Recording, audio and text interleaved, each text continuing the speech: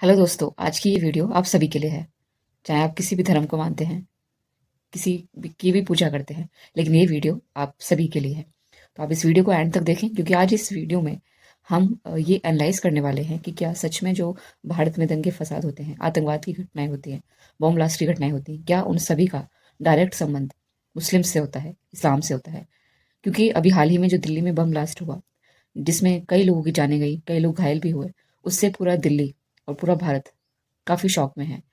और जो हमारी जांच एजेंसियां हैं, पुलिसकर्मी हैं, वो सभी लोगों की शिनाख्त कर रहे हैं, जांच कर रहे हैं, उनकी चेकिंग कर रहे हैं, उनका हुलिया देखकर। अगर सपोज़ करो कोई हिंदू व्यक्ति अगर वो टोपी लगा लेता है, कुर्ता पजामा पहन लेता है या नकली दाढ़ी लगा लेता है, तो इसका मतलब है कि वो मुस्लिम हो गया। ऐसे जो हमारे पुलिसकर्मी की जो सोच है, वो इतनी छोटी हो गई है, हमारी सरकार की सोच ऐसी छोटी हो गई है कि वो ड्रेस कोड को देखकर और नाम जानकर उनकी चेकिंग्स कर रहे हैं। चाहे जो ये घटनाएं हैं उनका उन लोगों से सीधा संबंध हो या ना हो, लेकिन कहीं ना कहीं मुद्दा उन लोगों को ही बनाया जाता है। तो भारत ही ऐसा एकमात्र देश है जिसमें अपराध अगर होता है तो उसकी शिनाख्त एक पर्टिकुलर धर्म से की जाती है, पर्टिकुलर लोगों से की जाती है। इससे क्या होता है, जो हमारा काम जो हमें करना चाहिए, जो सच में काम हम लोग को करना चाहिए, उस पर ध्यान ना देकर हमारा जो माइंड है वो दूसरी जगह डाइवर्ट कर दिया जाता है।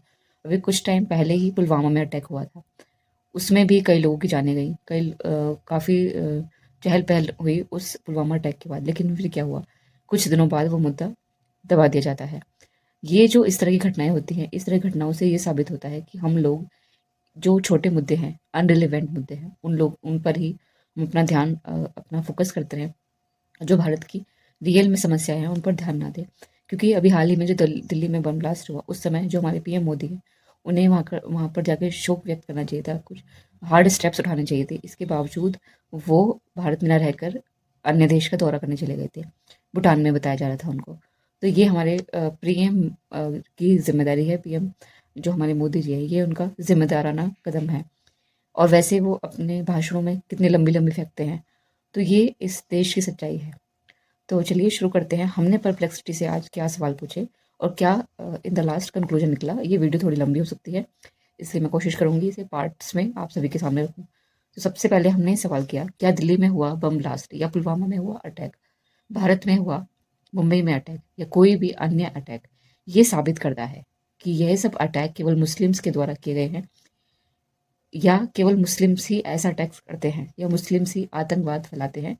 ये सवाल हमने परप्लेक्सिटी से पूछा। हमारा सवाल ये था, क्या दिल्ली में हुआ बम ब्लास्ट या पुलवामा में हुआ अटैक या भारत में हुआ मुंबई में अटैक या कोई भी अन्य अटैक, ये साबित करता है कि ये सब अटैक केवल मुस्लिम्स के द्वारा किए गए हैं। क्या केवल मुस्लिम ही अटैक करते हैं या मुस्लिम्स ही आतंकवाद फैलाते हैं?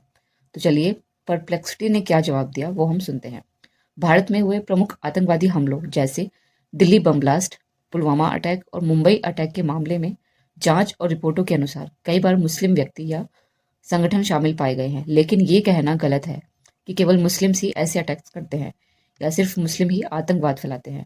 आतंकवाद का कोई भी धर्म नहीं होता, और भारत के साथ साथ पूरी दुनिया में कई अलग अलग धार्मिक, राजनीतिक और जातीय समूह द्वारा आतंकवादी गतिविधियां की गई हैं। भारत में आतंकवाद की विविधता क्या है? भारत में आतंकवादी घटनाओं के पीछे सिर्फ मुस्लिम संगठनों का ही नहीं, बल्कि बल्कि अन्य धार्मिक और प्रांतीय समूहों का भी हाथ रहा है। नक्सलवादी आंदोलन, खालिस्तानी आतंकवाद, असम और पूर्वोत्तर के अलगाववादी संगठनों द्वारा भी भयावह हिंसा और बम धमाके हुए हैं, और इनमें मुस्लिम संगठन शामिल नहीं रहे।